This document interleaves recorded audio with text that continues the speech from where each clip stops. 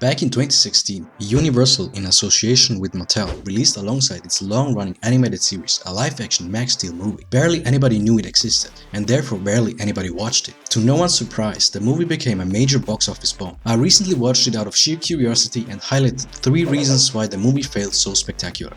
Hi, I'm Pat, and today I'm gonna explain why Max Steel the movie was such a failure.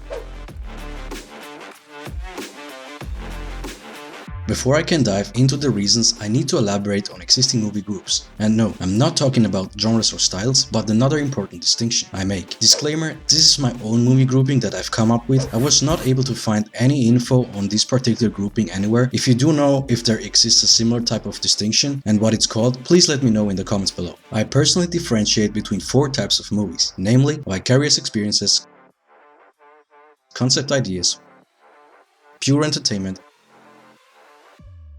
and commercial franchise movies. Max Steel belongs to the latter. A movie is not exclusive to one group but can overlap with multiple groups. But in this video I solely focus on the commercial franchise movies. If you'd like me to elaborate on the grouping of movies, leave a comment down below. Commercial movies are literally that, 2-hour-long commercials neatly wrapped in an engaging package to entice the viewers into purchasing their paraphernalia. These are movies like Transformers, Power Rangers, G.I. Joe, Star Wars, Pokemon, and many others. To spare you a trip to Google, paraphernalia is all kinds of equipment and things related to a specific topic or theme, like Power Rangers action figures, toys, backpacks, lunchboxes, games, stickers, and so on. In short, fan merchandise. Max Steel is a franchise that tries to do that, but the movie fails one crucial point to succeed: its own selling point. What are you talking about? The animated series premise is about a teenage boy who exudes a unique and dangerous type of energy. He bonds with an alien life form to control the power and gains various turbo modes from it. Go Turbo! Strength!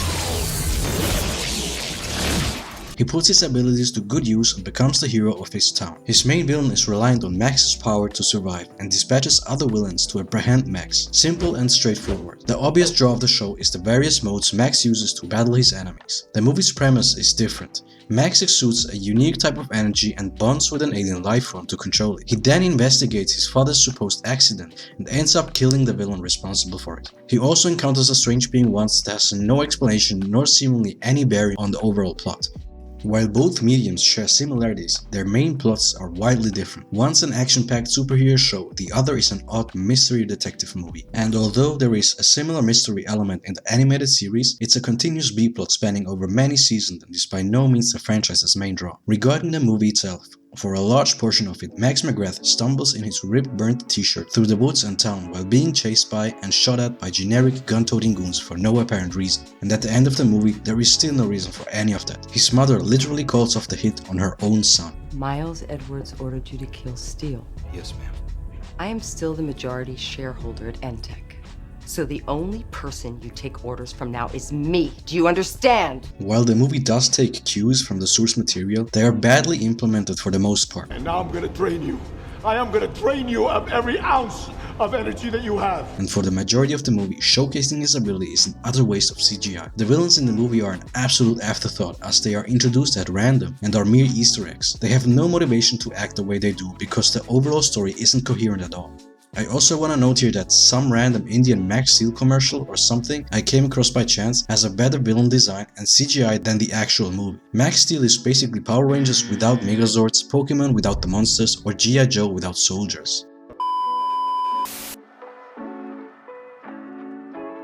The movie is based on the 2013 reboot of the early 2000s series. The entire 2013 series is free to watch on YouTube, provided by Mattel themselves. If you're interested, feel free to check it out after watching this video. Here's what bewilders me. With a successful, well-liked pre-existing show, Mattel possessed an actual blueprint to produce a decent and appealing movie. Why they ditched a well-structured 3-part origin story and replaced it with an unfitting bad detective story for this franchise is beyond me. I'm not saying they couldn't have taken a few liberties with the retelling and trim, stretch, or change up the plot as needed, but going so far off the rails that the main character's main attribute, Max's turbo modes, end up getting mostly ignored was not the right play. To be fair, he does use use stealth mode during the final battle, and 5 seconds before the credits, he equips flight mode. But those are Easter eggs at best. Those asinine decisions alienated existing fans of the franchise, while simultaneously being too generic and uncreative to stand out amidst the onslaught of overhyped MCU movies to attract new fans.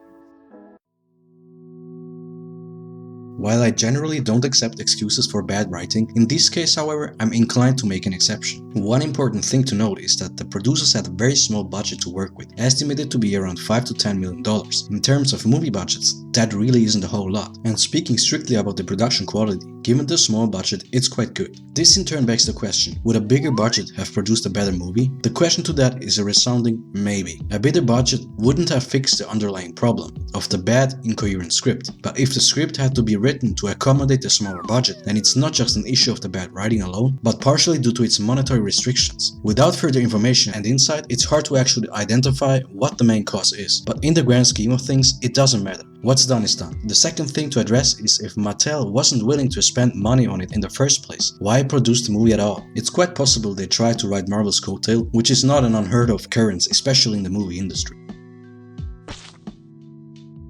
Anyhow, as I mentioned before, using the animated series story as a template would have been a better and the right choice. But if you're strictly speaking about the movie plot without considering the animated series, then having villains with clear and comprehensible motives and introducing them earlier would have been the way to go. They could still have Miles Dread be a plot twist villain if they had shown him commanding underlings in his costume to apprehend Max and reveal his identity later. The generic bad guys made no sense whatsoever and should have been replaced with a better known recurring villain. The air elemental was fine. Ultralink's backstory just needed more depth and an actual character, rather than the vague big bad we got. Because of the lack of actual threats, Max lacked any opportunity to showcase his heroism and hone his skills before the final battle. This, I believe, was where the movie failed the most, showcasing the animated series' ubiquitous combat.